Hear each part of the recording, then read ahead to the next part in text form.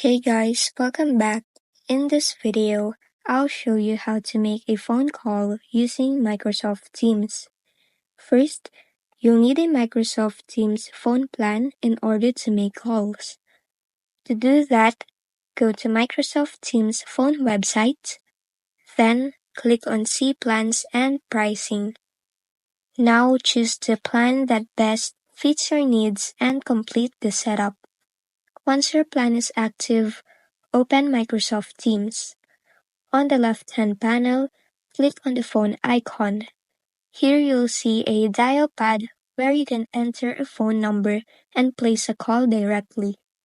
Alternatively, you can go to Chats, find the person you want to call, and click on the phone icon next to their name to start a call. And that's it. You're now ready to make phone calls using Microsoft Teams. If this video helped you, don't forget to like, subscribe, and hit the bell icon for more tutorials.